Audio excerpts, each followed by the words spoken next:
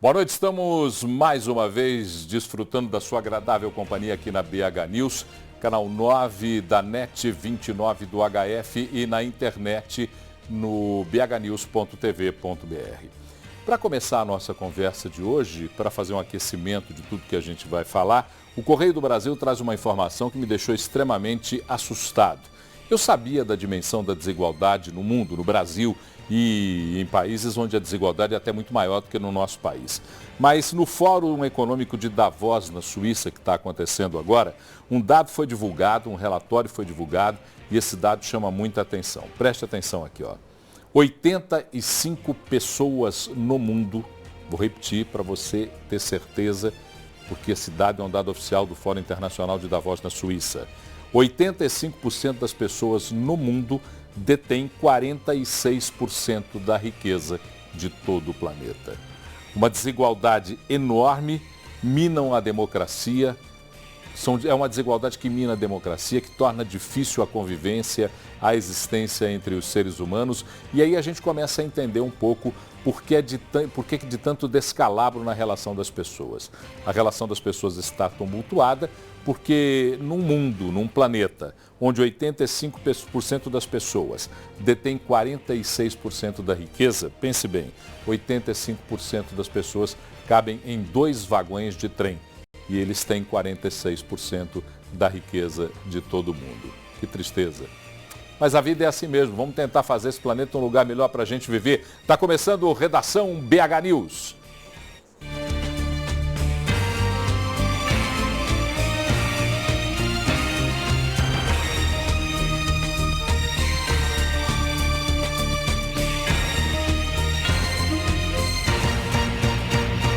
Oferecimento Deva Iveco, sempre ao seu lado.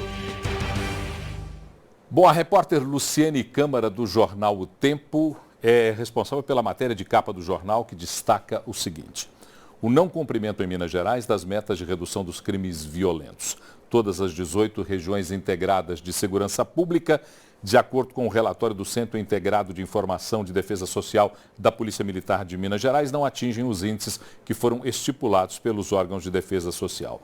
A previsão era que em 2013 a taxa não superasse a 336,6 crimes por 100 mil habitantes. Só que essa taxa, pelos dados apurados na matéria do Tempo, chegou a 430,1. E eu queria conversar com a repórter Luciene Câmara, que está comigo por telefone. Boa noite, Luciene. Oi, boa noite, Paulo. Que prazer falar com você, é um enorme prazer. Eu sei que você está aí chegando de viagem, no seu dia de folga, estampou a matéria de capa e eu estou aqui, né? Na verdade, estou aqui tomando seu tempo. Então, muito obrigado pela sua atenção primeiro, viu? E agradecer também o jornal O Tempo que te liberou para falar conosco, ok? Ok. Obrigada pela participação também. Vamos lá, os dados obtidos pelo jornal e que foram revelados por você são preocupantes. Esses dados indicam algumas coisas que acendem luzes que, pelo menos, devem deixar a sociedade bem alerta. Você percebe que esses dados indicam o caminho das ações dos criminosos? Os dados são muito preocupantes, né, Paulo? Porque, assim, no meio desse relatório que a gente teve acesso, mostra exatamente, assim, a meta que a Polícia Militar tinha para alcançar. Eles estavam prevendo ali uma redução dos crimes violentos e nenhuma região integrada do Estado conseguiu atingir essa meta. Não só não conseguiu atingir, como todas tiveram um aumento da violência. Eu queria até que, Luciane, só um minutinho, eu queria até que colocassem o teu áudio aqui, porque a gente está precisando ouvir aqui no estúdio o que você está falando, para poder te acompanhar um pouco melhor. Diga lá então. Ok. Vamos lá. Ok. Está me ouvindo? Agora sim, perfeitamente. Posso repetir então? Sim. Isso então, Paulo, é que a gente teve acesso a um relatório da Polícia Militar, do Centro de Informação da Polícia Militar, em que eles estabelecem metas de redução da violência e nenhuma das regiões integradas de segurança pública, que são 18 no estado, nenhuma delas conseguiu atingir essa meta. Elas não só não atingiram, como elas tiveram aumento, todas elas tiveram aumento no número de crimes violentos. E isso a gente percebe no dia a dia, né, da redação também. Ontem mesmo, conversando com pessoas que já foram vítimas de violência, está todo mundo muito assustado, né? As pessoas relatam que passaram não só por um assalto, mas vários assaltos ao longo dos anos. Então, na verdade, esses dados só vieram a comprovar uma percepção que a gente já tinha e que todo mundo está sentindo aí também nas ruas, né? Como cidadão, porque todos nós jornalistas vivemos essa dualidade, né? De como jornalistas temos que abstrair um pouco da realidade total, mas também como cidadãos mergulhar nessa realidade total. Como cidadã, qual foi o dado que mais te chamou a atenção? Olha, o que mais me chamou a atenção é que ao mesmo tempo em que a violência vem crescendo, a polícia não está conseguindo dar conta nem de cumprir as operações preventivas que eles fazem, como blitz, incursões em áreas de risco para tentar apreender armas.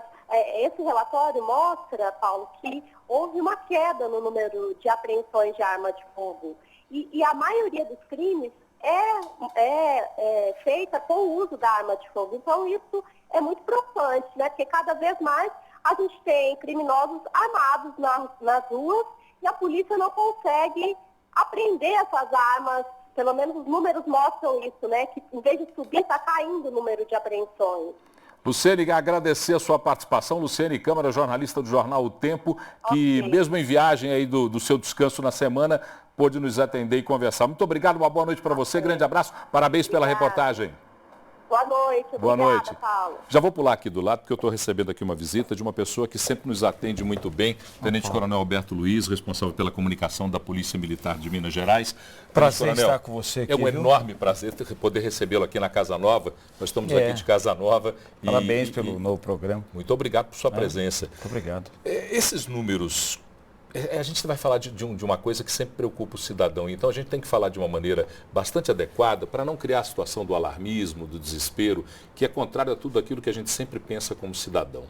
Esses números, Tenente Coronel, eles são metas estabelecidas. Mas o que dificulta conseguir chegar a essas metas? Olha, primeiro eu também parabenizo a Luciene pelo trabalho, né, comprometido dela.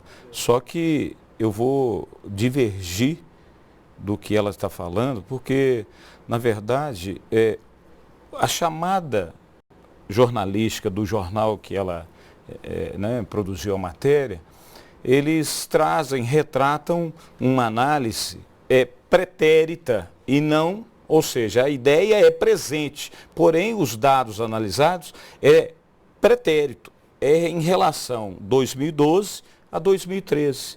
Claro que eu não vou questionar números, porque números, eles ajudam a Polícia Militar, tá? Dentro de uma gestão séria de segurança pública, a estruturar-se e traçar novas estratégias para minimizar o problema da segurança pública.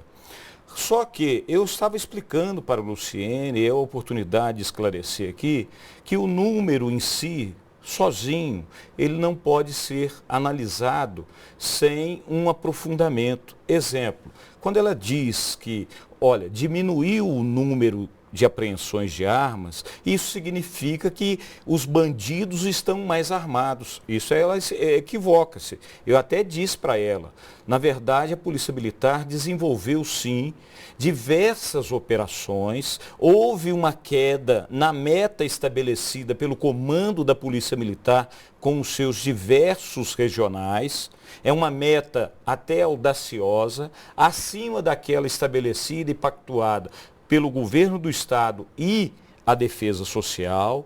Então nós buscamos ir além a fim de não fazer o possível, mas fazer o nosso melhor para dar segurança às pessoas. Então, quando a prevenção, ela fala lá que não existe prevenção, há um equívoco na matéria. Nós estamos fazendo o trabalho de prevenção sim. Expliquei o que é.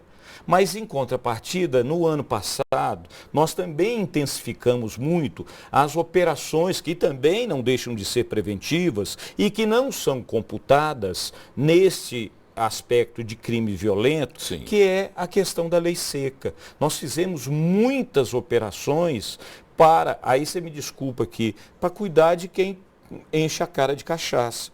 Então, o que é polícia militar? Eu gosto muito de conversar com o senhor, porque essa franqueza é necessário que a gente já tenha. Porque o espectador quer isso, o cidadão quer isso. Muito franco, as pessoas precisam ter essa percepção nossa. Tá? Então, a matéria traz lá que nós descumprimos meta. Não, eu não sou muito bom de português. Então a semântica, me parece, está equivocada. Nós não descumprimos, nós não alcançamos as metas estabelecidas em alguns crimes violentos, como, por exemplo, homicídio, que eu expliquei a Luciene. O homicídio é um crime hediondo, que tem várias situações que envolvem o cometimento desse crime, que vai além das forças da Polícia Militar. Eu disse para ela, o homicídio não é cometido apenas por arma de fogo. Muitas das vezes ele é cometido por um crime, uma motivação fútil, banal, ou por uma questão passional. Exatamente é isto que buscamos com a prevenção, a fim de que as pessoas tenham mais civilidade, consciência moral, espiritual, e aí vai. Esse é um aspecto interessante, porque quando a gente analisa os dados friamente, a gente tem que entender que alguns desses dados são aspectos de civilidade, de comportamento do indivíduo. A Polícia Militar, quando vê isso e trabalha com esses dados, como é que ela faz para comunicar à população? Porque o que eu acho que nós estamos fazendo aqui é prestar contas de uma atitude cidadã, que é a segurança pública, ao cidadão, ao espectador, aquele que nos acompanha. Como é que a polícia faz para chegar, para que isso chegue até aquele que está nos assistindo agora e perceba essa diferença entre comportamento e crime?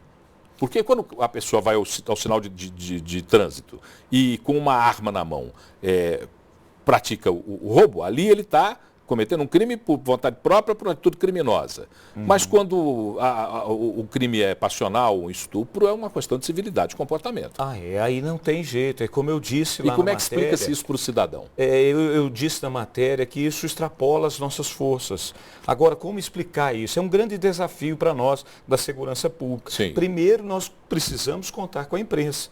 Porque nós temos analisado que a informação ela tem que ser de qualidade. Não basta apenas os números, porque o cidadão muitas vezes não entende esses números. Precisamos dar um refinamento nessas informações e ter um canal transparente para que o cidadão possa entender. Por isso contamos com a imprensa, e com a imprensa séria, a fim de dar uma orientação ao cidadão da maneira que, como se comportar.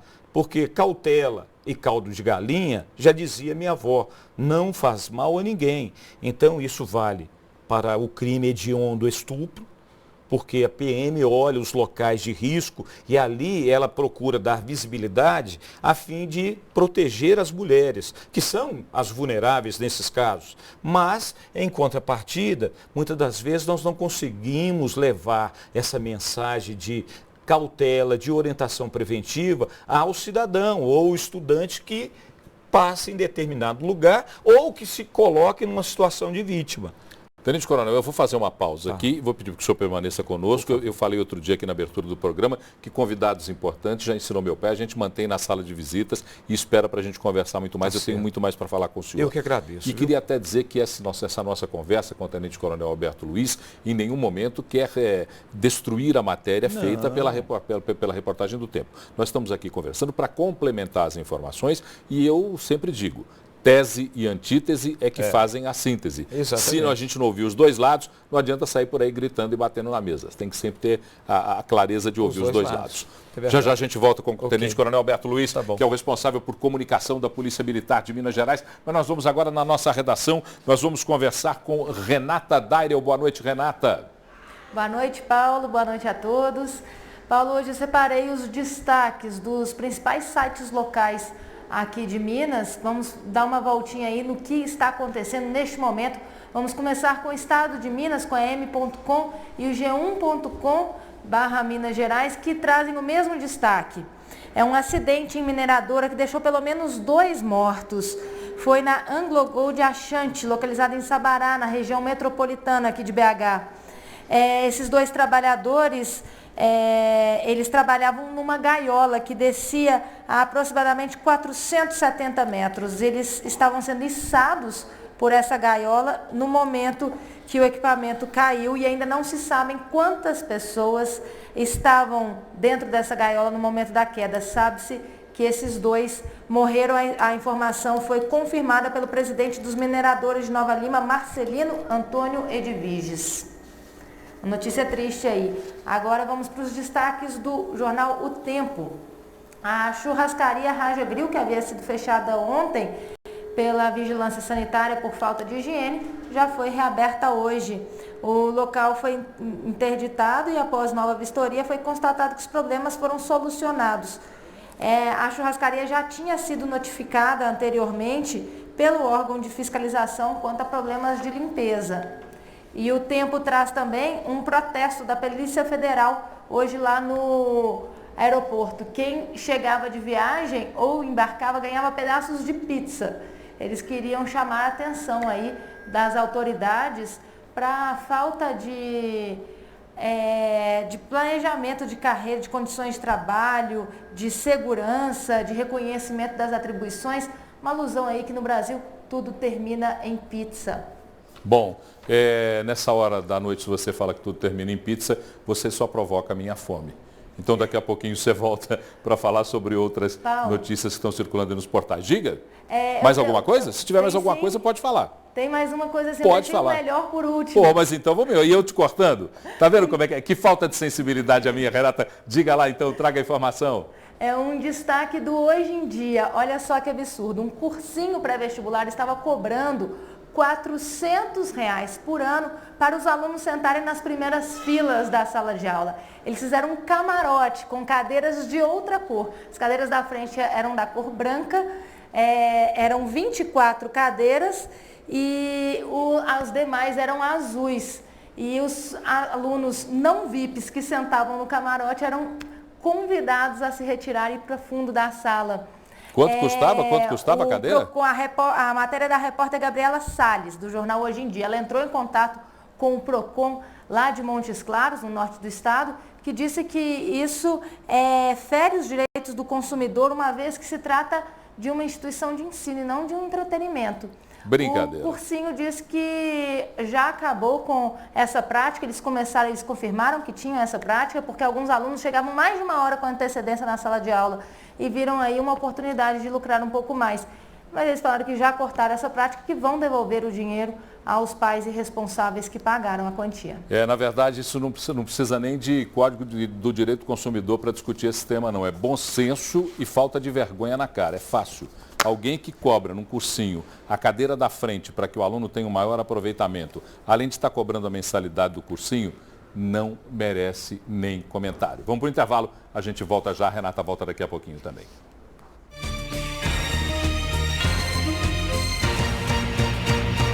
Oferecimento Deva Iveco, sempre ao seu lado.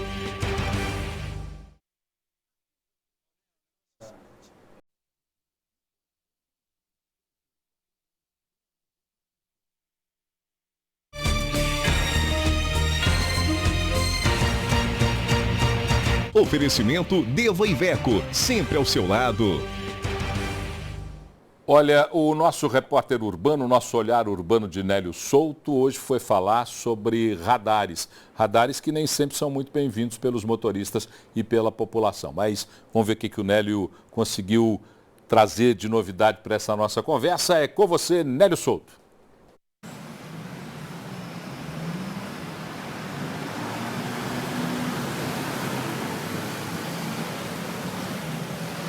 Olha, na minha opinião ajuda, mas ao mesmo tempo atrapalha, sabe? Eu já fui vítima de radar, eu não vi o radar, estava do outro lado da rua lá, escondido meio que no meio das árvores, eu passando desse lado eu já fui multado. Então, tipo assim, o radar não funciona muito bem, na minha opinião, porque as pessoas só diminuem a velocidade ali onde ele está. Passou do alcance dele e as pessoas metem o pau. É tipo assim, acaba pegando uns ou outros e acaba sendo realmente uma fábrica de dinheiro para a BH Trans, né? Mas, em minha opinião mesmo, isso não adianta nada não. Olha, eu acho que isso é mais uma solução para tirar dinheiro do motorista, né? Porque a gente já tem muitas taxas, a gente já paga altas taxas e não vê isso revertido em prol da cidade e dos próprios usuários por esses serviços. Eu acho que primeiro vem pela educação do povo, tá? Isso aí realmente é mais uma forma de tirar dinheiro dos usuários, porque não reveste no asfalto, não reveste nas estradas. Oi, Paulo, tudo bem? Então, saiu no G1 de hoje a notícia de que a partir do dia 20 de março, ou seja, hoje, Belo Horizonte, além dos vários radares que já tem, ganha mais 7 radares. Essa notícia foi recebida com um pouco de receio, né, e antipatia por parte da maioria dos motoristas que alegam que as multas, né, que são geradas por esses radares, esse recurso ele não é devolvido para o usuário, para a população como deveria. Então você tem aí estradas esburacadas, ruas sem condições de tráfego. Então, há essa reclamação de que esses radares funcionam, na verdade, como uma fábrica de se fazer dinheiro. A maioria dos usuários não acredita que os radares, de fato, possa ser um mecanismo eficiente na redução de acidentes. Fica aí, então, esse dilema, né? O usuário vê de uma forma, a prefeitura apresenta como um recurso. Realmente, nós precisamos de recursos aí para a redução do número de acidentes de trânsito, que no Brasil são vergonhosos, não é mesmo? Bom, nosso assunto de hoje, no Olhar Urbano, foi esse. E deixa aí sua opinião também, reforçando a sua fala, né? Há várias formas de participação aí, então, do nosso telespectador. Fique à vontade em todos os nossos canais. Um grande abraço, muito obrigado e até amanhã. Até amanhã, Nélio. Olha, antes de conversar com o Nélio sobre esse assunto, a BH Trans, conversando com a BH Trans, disse que existem critérios e estudos técnicos para se colocar os radares, principalmente os de avanço de sinal.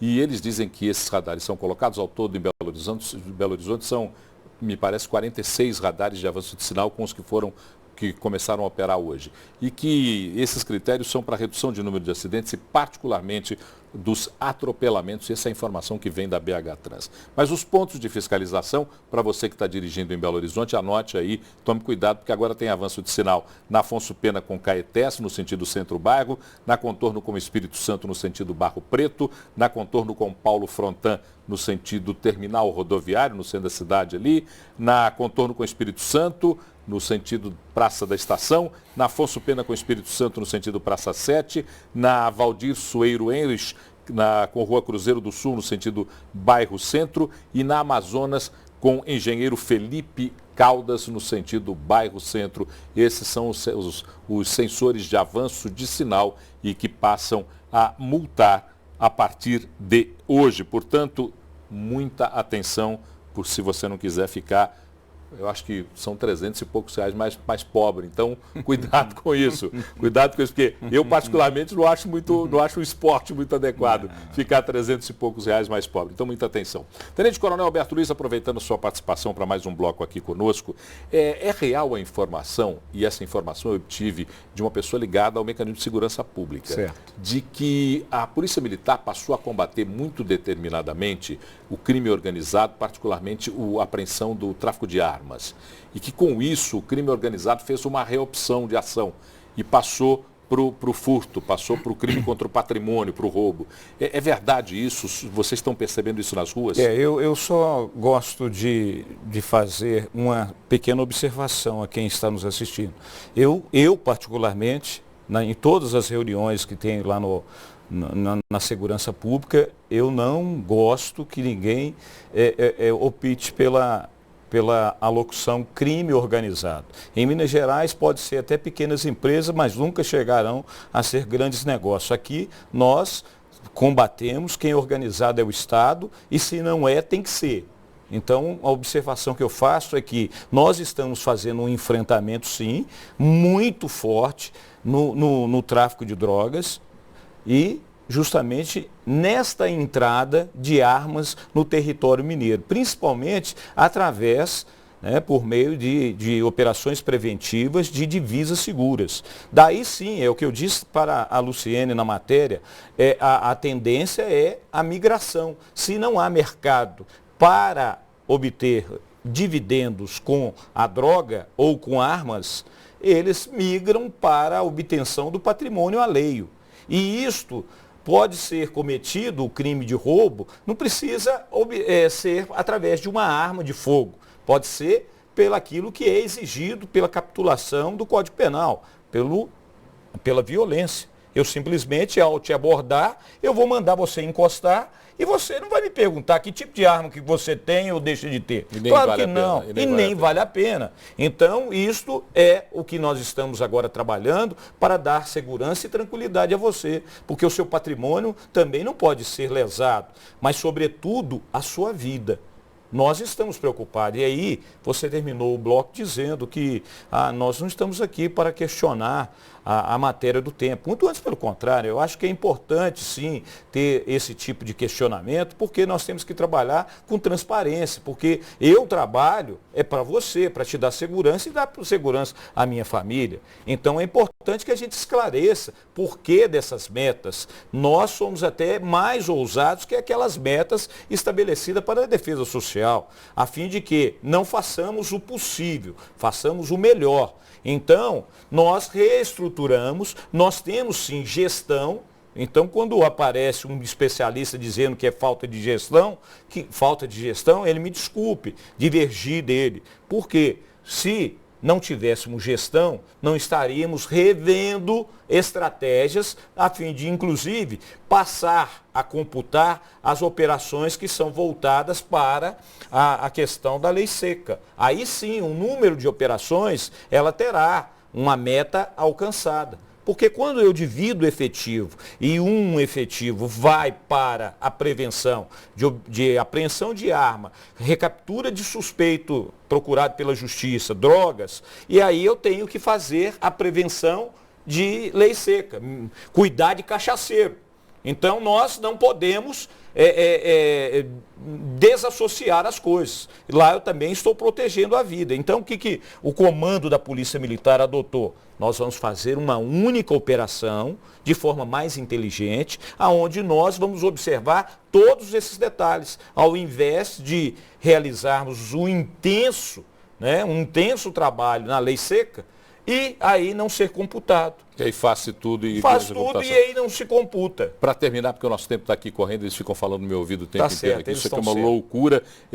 Vontade é de esclarecer tudo e não queremos de maneira alguma contraditar a matéria. Não, a matéria vem, inclusive a Luciane ela é negativa, por um lado, mas muito positiva para que a gente possa rever posturas, rever estratégias e melhorar ainda mais a nossa prestação de serviço. E quem não está aberto à crítica não pode nem agir, porque é um pressuposto para agir a crítica. Claro.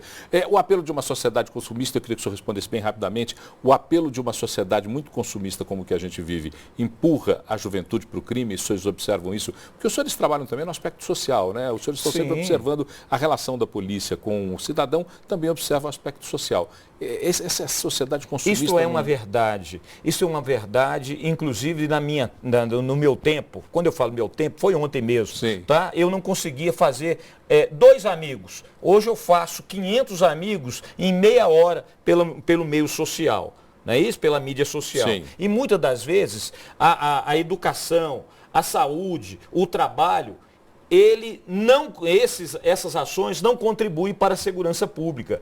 A Polícia Militar, muitas das vezes, se torna há muito tempo, protagonista dessa questão que é muito séria, a segurança pública, quando deveria ser coadjuvante, porque a segurança, ela deve surgir, ou seja, a ação da PM, em último caso. Então, essa questão da sociedade consumista, ela se dá porque o jovem que não tem trabalho, se a gente não ficar atento, ele vai ser cooptado. Por quem? Pelo traficante. Então, um menino que não tem estudo, ele vai ficar na rua. E aí ele não tem trabalho, porque na minha época, com 9 anos, eu trabalhava. Hoje, com 14, eu não posso, porque o Estatuto da Criança e Adolescente não me permite fazer isso.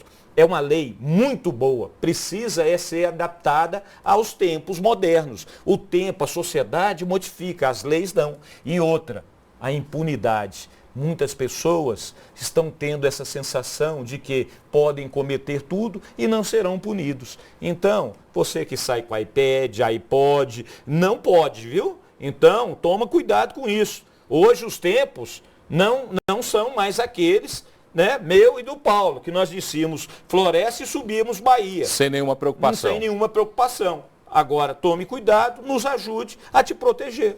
Tenente Coronel Alberto Luiz, eu quero que sempre que tem alguma coisa para conversar conosco, utilize esse espaço, porque é um prazer recebê-lo aqui. Viu, Paulo? Muito obrigado. Então tá certo. Uma boa noite. Eu que agradeço. Muito obrigado, Tenente Tá Coronel certo. Alberto Luiz, responsável pela comunicação da Polícia Militar de Minas Gerais. Nós vamos falar com a Renata agora?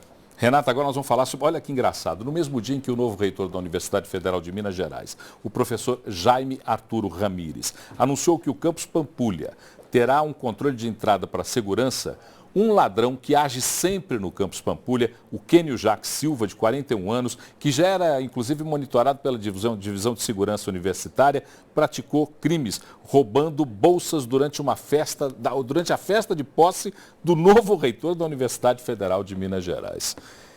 Renata Dairel, você conversou com a Universidade Federal de Minas Gerais. Qual é a explicação que a Universidade Federal de Minas Gerais dá, Renata? Que ironia, né, Paulo? Bem, a Divisão de Segurança Universitária, o agente Kênio Jacques Silva, de 41 anos, segundo os agentes da Divisão de Segurança, Kênio Jacques Silva, que é o homem que furtou as bolsas, de 41 anos, foi visto pelas câmeras de segurança, cometendo os crimes. E a assessoria da UFMG afirmou que o homem praticou o furto, que ele já tinha cometido outros crimes no local e estava sendo monitorado pelas câmeras do campus, mas que ele não tem nenhum vínculo com a instituição. Essa foi a única resposta que a Federal passou para a imprensa hoje. Meu Deus do céu, Renata, eu vou te falar uma coisa. Eu já tive dos dois lados do balcão, eu já tive do lado da imprensa de lá e da imprensa daqui. Se tem uma coisa que eu não gosto é a tal da nota. Quando mando uma nota, eu prefiro que me mande uma nota de 100.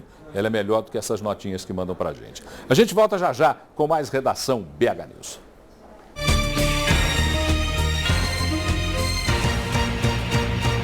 Oferecimento Deva Iveco, sempre ao seu lado.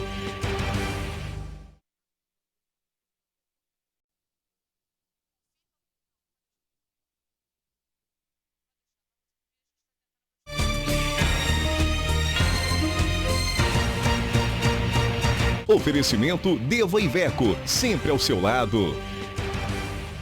É o Redação BH News e você pode fazer com a gente o Redação BH News através do e-mail redação@bhnews.tv.br, no Facebook/Redação BH News e no Twitter, @Redação BH News. Mande um vídeo, mande uma informação. Eu até vi a hora que eu estava vindo para cá, tinha uma foto, muito interessante, a foto de um morador ali do bairro Sion, que, aproveitando que a prefeitura estava recapeando ou está recapeando a rua Grão Mogol, colocou na rua Flórida, ou colocaram na rua Flórida, uma faixa dizendo: prefeito, lembra que a Flórida também precisa ser recapeada. É interessante, em pena que eu não consegui nem, com a correria que estava hoje, não consegui nem trazer para cá, mas essas coisas é que a gente precisa, que você fotografe a cidade e ponha a cidade aqui, porque nós somos a maior rede de televisão de Belo Horizonte para o mundo, pode ter certeza disso. BH News TV, 3 anos, mais perto de você, cada vez mais perto de você. Está aqui o meu amigo Carlos Barroso, diretor de jornalismo da BH News e também o nosso comentarista de política. Barroso, que imbróglio é esse dessa refinaria sucateada, vou até falar o nome que você gosta, de Pasadena, nos Estados Unidos, lá no Texas.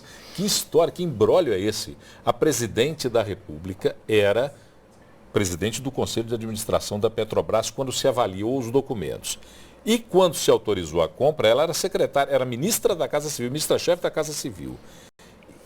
Como é que é essa história? Ontem você passou aqui rapidamente por ela, e que desdobramento está tendo essa informação? Olha, o principal desdobramento é que a oposição tenta formular, tenta montar uma CPI para apurar esse caso, que tem muitas dúvidas, tem muitas pontas, né? Eles dizem popularmente que água morra abaixo e fogo morra acima, ninguém segura. É o que está acontecendo com esse caso dessa refinaria nos Estados Unidos. A venda foi feita em 2006, a Petrobras gastou até agora com essa aquisição $1,190 bilhões. Uma venda que havia sido feita um ano atrás de cerca de $45 bilhões. Na primeira troca de mãos. Há um abismo aí por uma empresa chamada Astra, uma multinacional, que repassou a Petrobras com um lucro absurdo. E hoje isso é investigado, foi o Estadão de São Paulo, o jornal Estado de São Paulo, que deu esse furo, porque A presidente, como você bem disse, na época era toda poderosa ministra da Casa Civil e presidente do Conselho da Petrobras. Ontem eu disse aqui que o senador Aloysio Nunes, do PSDB, perguntou: que gerentona é a Dilma que comprou uma banana podre dessa? Isso tudo está recaindo politicamente e a oposição, o senador Aécio Neves, hoje pediu e engrossou as fileiras da oposição, pedindo uma CPI para apurar esse caso. Mas nem tudo é lamento pelo lado do PT, e essa notícia, é claro, incomoda um pouco a presidente Dilma e a campanha de reeleição da presidente Dilma. Mas isso só o tempo dirá e só o eleitor poderá dizer, porque essa é a decisão única e exclusiva que compete a cada um de nós. Cada cidadão tem o direito de ir lá e votar e fazer a sua escolha. Sem dúvida. Mas parece que tem uma boa notícia para o PT em tudo isso. Saiu a pesquisa do Ibope e eu queria saber o resultado da pesquisa. Ao mesmo tempo, eu diria que a pesquisa é boa, porque, como já aconteceu nas anteriores, coloca a presidente Dilma vitoriosa já no primeiro turno, com 40% das intenções de voto, contra 13% de Aécio Neves, que vem em seguida, e 6% do governador de Pernambuco e do Eduardo Campos. Agora tem uma má notícia aí. Na última pesquisa do Ibope, em novembro do ano passado, ela tinha 43%. A margem de erro é 3%, mas 3% é um número significativo de queda. Os demais não caíram tanto, porque também tem pouco, né? O Aécio estava com 14%, caiu para 13%. O de Pernambuco tinha 7%, Eduardo Campos tinha 7%, caiu para 6%. Mas a presidente teve uma queda de 43% para 40%. Está dentro da margem de erro. Isso tudo, naturalmente, são as próximas pesquisas que vão mostrar o verdadeiro perfil dessa disputa presidencial. Mas eleição e mineração só se conhece depois da apuração. É um velho e sábio ditado. Muito bom ditado. Um muito bom ditado. Muito obrigado, Barroso. Uma grande noite para você. Obrigado a você. Ok.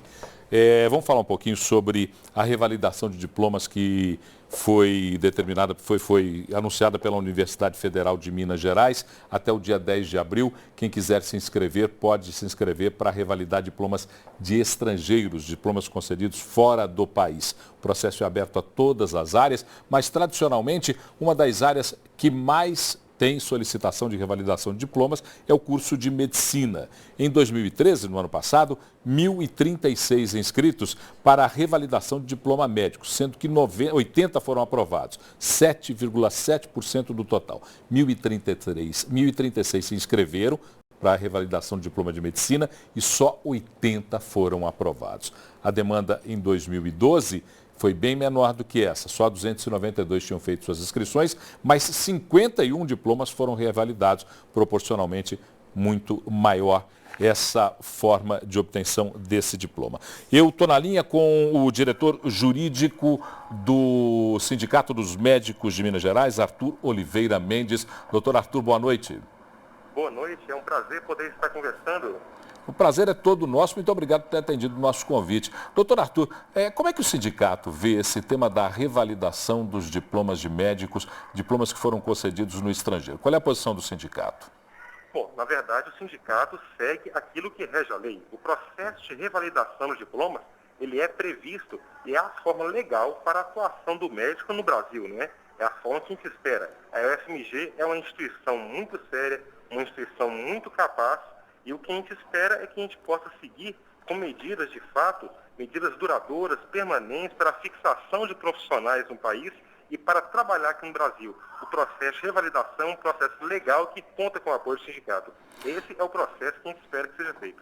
Doutor Arthur, quando 1.036 pessoas se inscrevem para revalidar os seus diplomas e só 80 conseguem a aprovação, como aconteceu em medicina no ano de 2013 na Universidade Federal de Minas Gerais, isso não significa que é uma disparidade muito grande entre o que se ensina aqui e o que se aprende lá fora?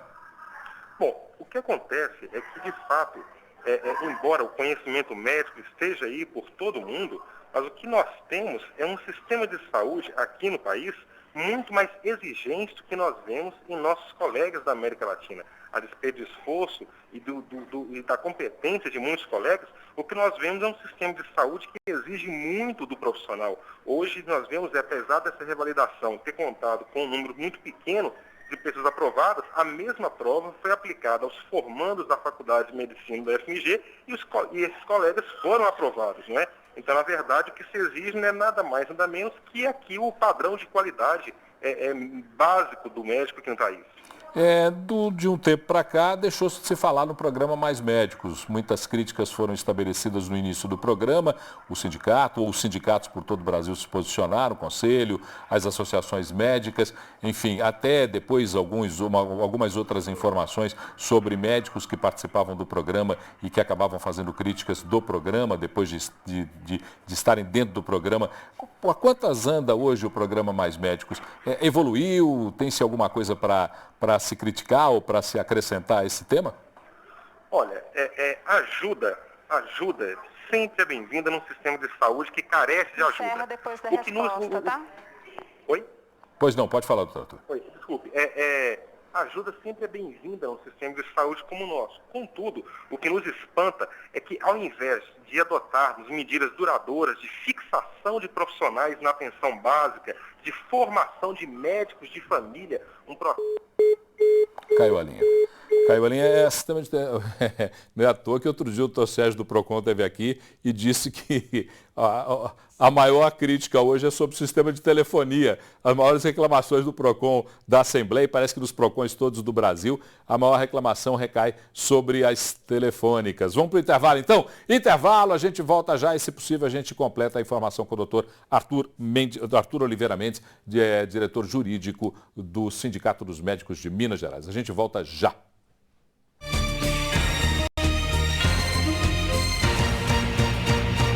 Oferecimento Deva Iveco, sempre ao seu lado.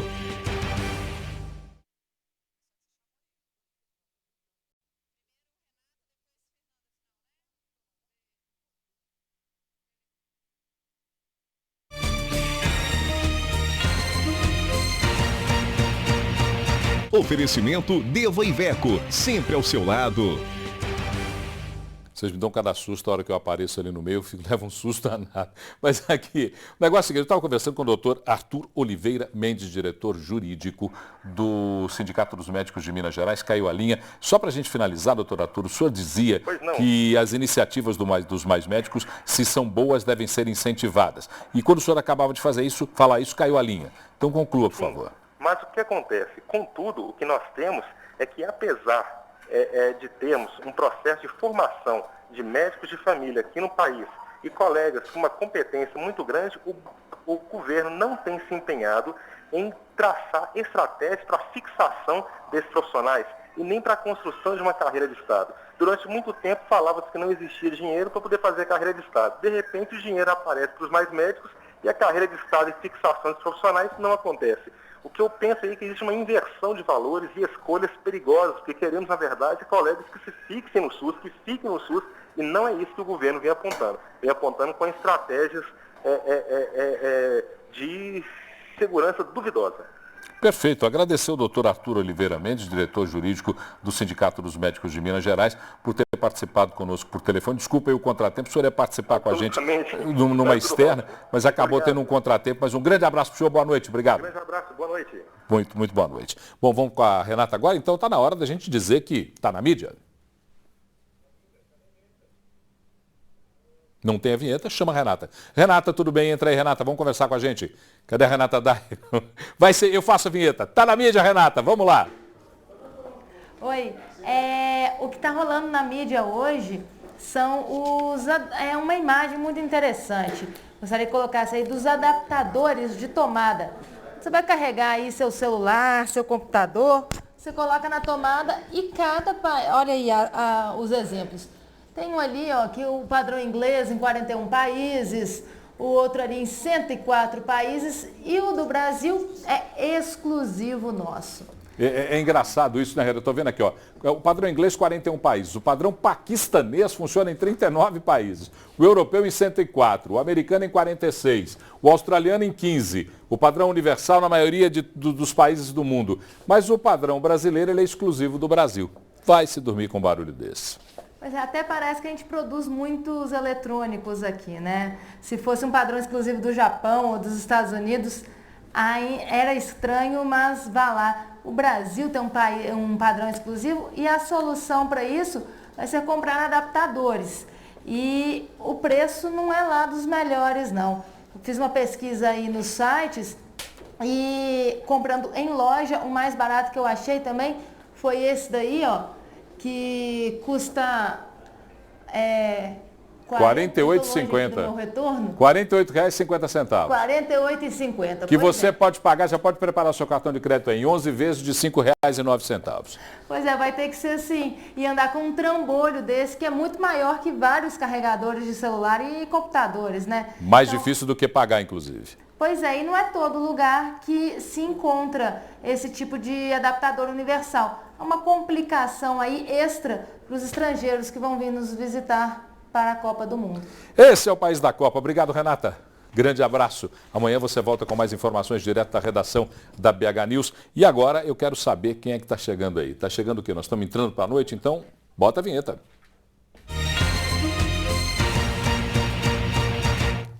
Na Night com Fernanda Gontijo. Fernanda, ontem você deu uma indicação fantástica. Eu não pude ir, mas um amigo foi e depois me ligou dizendo assim, estava assistindo o Redação BH News, acabei decidindo-me pelo programa para assistir a francesa Zaz e adorou o show dela lá. Eu fui também. Você foi também, disse que o show foi espetacular na Fundação Clóvis Salgado. Adorei. Então, já que você acertou ontem, acerte hoje, por favor. Hoje a dica do Nanite é teatro.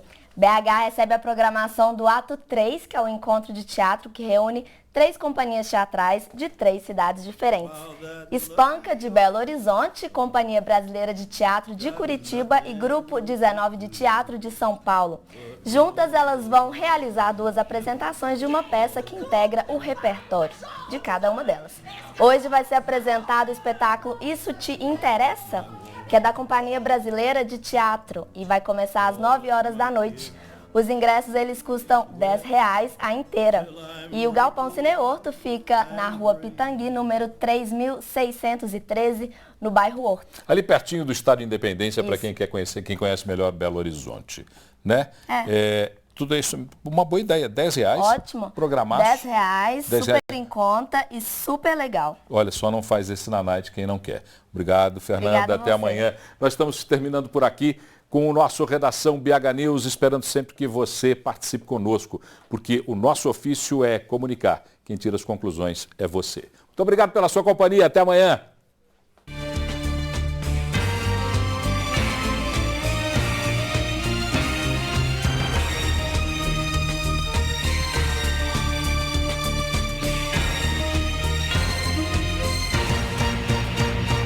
Oferecimento Deva Iveco, sempre ao seu lado.